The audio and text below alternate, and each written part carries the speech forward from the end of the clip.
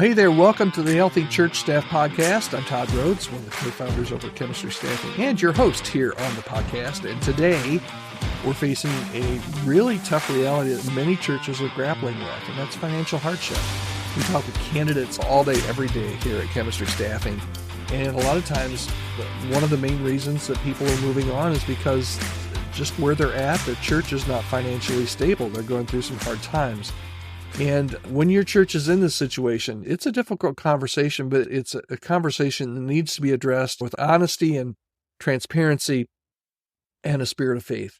No one likes to talk about financial troubles, especially in the church. It can feel like a failure, a sign that we're not doing something right. But the truth is, financial challenges are a reality for many churches, especially in times of economic uncertainty and turmoil that we've been through for the last 4 or 5 years. It's been crazy. And what we found, what we've continued to find coming out of the last 4 or 5 years is that, for a period there, churches were not able to meet, and everybody thought that would be our downfall financially, but everybody kept giving. When churches were able to meet again, a lot of people didn't come back, but those that did come back rose to the occasion, and giving stayed pretty steady. But about, let's say 12 to 18 to 24 months ago, it's like the long tail of all of the things that happened started to hit churches. First it was attendance-wise, but eventually, and we knew this would happen, a church that used to be a church of 1,000 is now a church of 700, and they can't support the staff. They can't support the budget of a church of 1,000 anymore. They could for a couple years, but now the rubber meets the road, and they have to make some really hard financial decisions.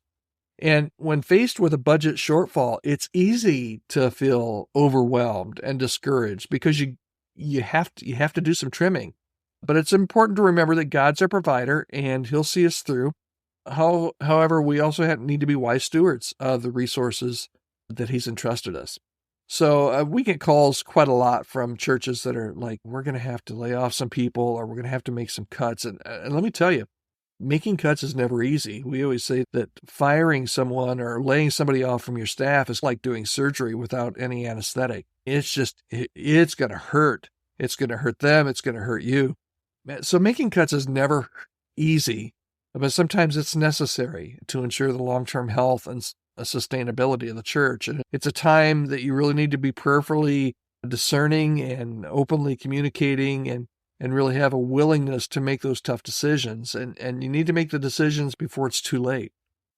So studies have shown that churches that proactively address financial challenges are more likely to weather the storm and emerge stronger on the other side.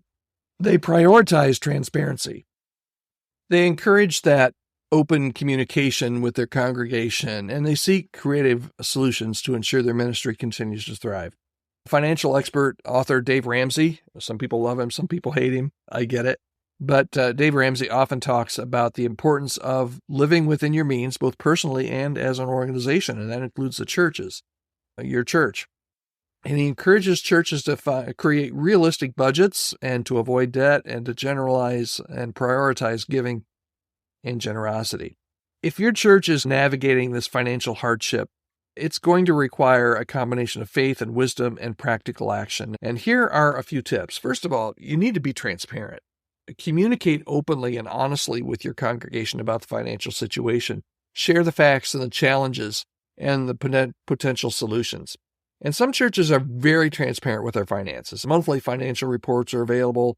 You can see them online. You can get a copy of them. Other churches talk very little about finances. They talk a lot about generosity, but they don't ever say how are we doing on our budget? Where's all the money going? And if you're not transparent and you hit a financial crisis, you got to be on the front end of that, because the last thing you want to do is everyone think because nobody ever communicates about finances, all of a sudden you go to them and say, we've got 2 months and we're on life support. So be transparent early and often. Second thing is just seek wise counsel. There are people out there that deal with this. Financial experts, you've got some trusted advisors or maybe other church leaders at similar type churches that have faced similar challenges. There are people out there that you can talk to that you can get some wise counsel from. And I would absolutely encourage you to do that. It could be that you're going to need to prioritize essential ministries. Nobody loves to axe a ministry or a program, but you need to evaluate your programs and ministry to determine which ones are really vital, which ones are having great success to your mission and vision. And it could be that you're going to have to let some of the ones that aren't priority go at least for a season. Explore creative solutions. Look for ways to reduce expenses. The two ways to get out of financial hardship, just like in your family finances, you can either reduce expenses or you can increase revenue and generate additional income. Be creative with that. See if there are ways that you can reduce. See if there are ways that you can increase. You can also and part of this goes with transparency, but you can encourage generosity. Remind your congregation of the importance of giving and encourage them to continue to support the church's mission, even at difficult times. Now, this is a little bit more difficult if you've not been transparent and not preached on generosity over the years, and all of a sudden, first time you really talk about generosity is when you're in the hole. But it's always good to encourage generosity wherever you are. And then lastly once you've done the things that you need to do, you've got to get your head out of the sand. You've got to communicate, be transparent, seek the wise counsel, prioritize those ministries, the creative solutions. You encourage generosity. Then, and all the way through this, you need to just put your trust in God's provision. Remember, and I said this earlier on the podcast this week, God is not surprised at our situations. Remember that God is our ultimate provider. And if we seek his guidance and trust him, that he will provide our needs. All right, so here's the bottom line. Facing financial hardship in the church is never easy, but it's an opportunity to lean into God's provision, to exercise wide stewardship, and to seek creative solutions. If there's any way that I can help your church, we have some people on our team that are gifted in the area of generosity and financial support. Reach out to me. You can email me anytime, podcast@chemistrystaffing.com. We'd love to be able to help your church through a really difficult time.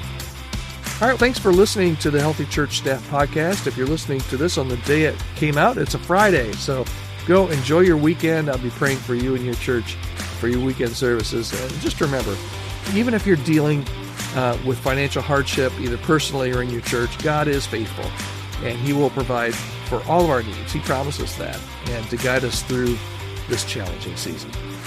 All right, that's it for this week. Hope you'll come back and join us again next week. I'm Todd Rhoades, and you're listening to the Healthy Church Staff Podcast.